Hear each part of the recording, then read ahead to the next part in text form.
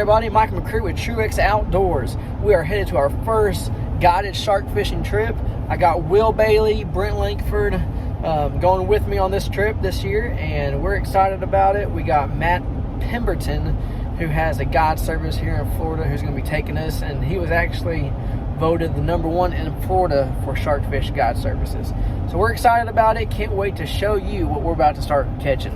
So we'll see you on the beach.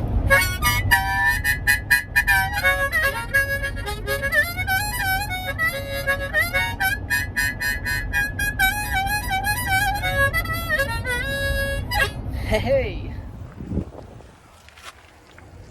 let's go. Got Will Bailey, one of our professional hunters. Got the man, the legend, Brent Lankford, putting his sunscreen on because he's not like us. Me and Will, we're dark.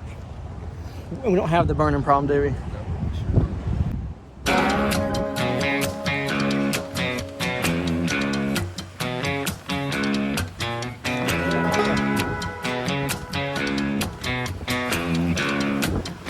Micah McCreary.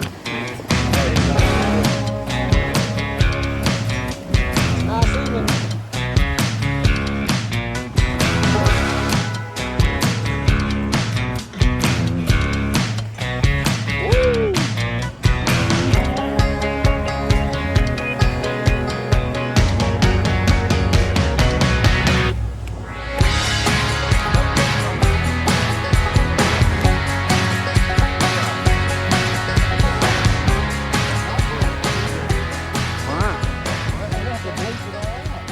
I'm Lance Sanders, and I'm working with Off the Beach Shark Fishing Trips out of Panama City, Florida. Yeah. All right, so what we're going to do is we're going to take this cow-nosed stingray right here, cut it into 4 different chunks. We'll have 2 wings, a head, and a body on it. We're going to drop them on the baits. We're going to drop these baits about 500 yards out. There's a sandbar out there. We want to get one past it, one on it, one before. It's what we're going to try to get done today. So what's typically the best bait for shark fishing? I'd say the most universal is going to be bonita.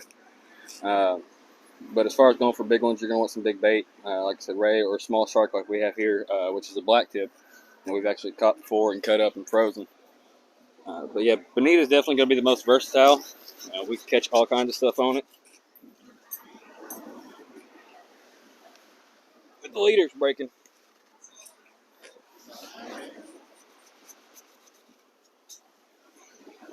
What's the name of the guide service? It's Off the Beach Shark Fishing Trips. We're based out of Panama City Beach, Florida. So with our spinning reels here, everything out here is going to have real loose drag. It's loosen and tighten drag. You're going to use this knob on top. It's going to have real easy pull now. So all these fish out here, ideally, they're not going to feel that bait in their mouth. We use circle hooks on everything. So what that circle hook does while he's pulling, he's going to run with it. As soon as we tighten the drag to set the hook, it's going to turn around and get him right in the corner of the jaw. And that's what we're hoping for. But on these, you're just going to sit there and tighten that drag up to the right. When it comes time for a fish, start fighting it. You're more than welcome to grab the rod, brace it on the leg. Little guys can kind of brace it on the ground, leaving the paw holders, just whatever's comfortable for you. And then with our shark rods over here, I'll show you these. These are the same thing pretty much. Loose drag for the most part. When a fish hits this, what we're going to let him do is run for about a minute. Just taking as much line as he can, ideally as fast as he can. If it's a good run, I'll pull the rod out of the paw holder. I'm going to take this lever, I'm going to lock it up. It's going to put a lot of drag on there. It's very hard to pull.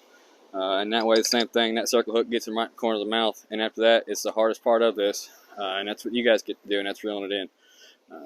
But I'll be here laughing and supporting you guys the whole time, That's pretty much it for these.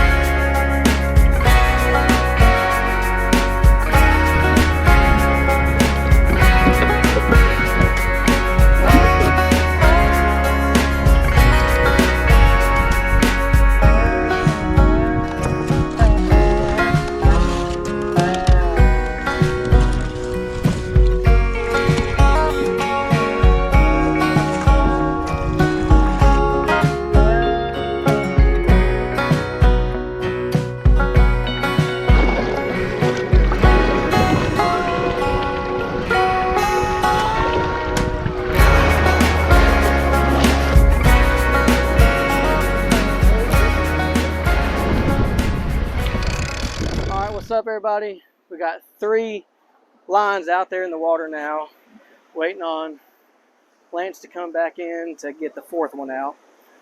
Sun's starting to come down, and then the fishing's going to start.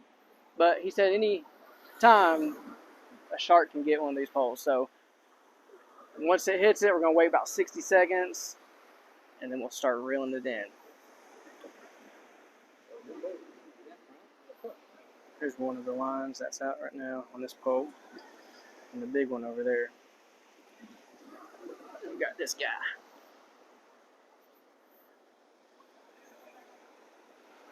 That's how we get all the bait out, as you seen a few minutes ago. I'd like to give a special shout out to our sponsors: Ultimate Security, DeKalb County Animal Hospital, Ryan's Firearms, Southern Strut, HBT Smokers, Maximum Heating and Air, and also a special shout out to Comfort Inn and Suites here in Scottsboro, Alabama. Thank y'all so much. Yeah, it is.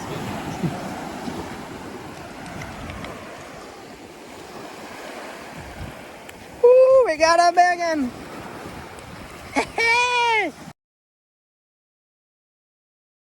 Got some bait.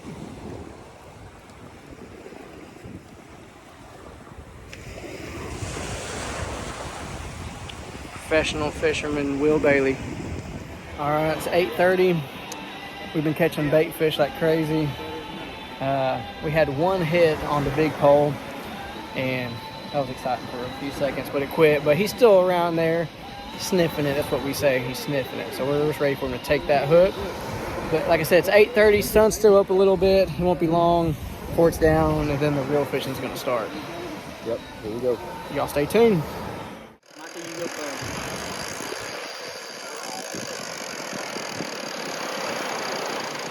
You're going to have to unplug that cord too. Okay. Let her keep going.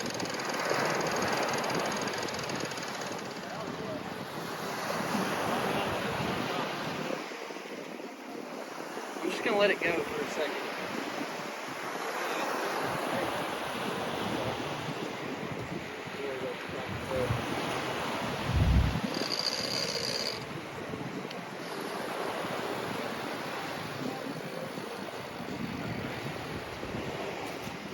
There's a few times, like when I go to set the hook, I'll put it on my shoulder every once in a while, like down at the beach.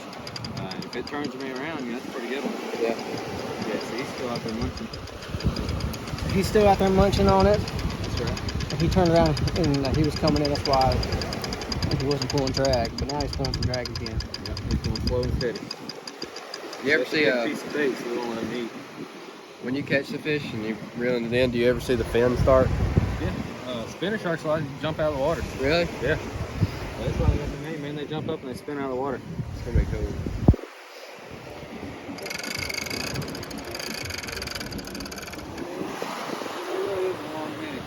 When you're waiting on him, he stops like that, you're gonna restart. Yep.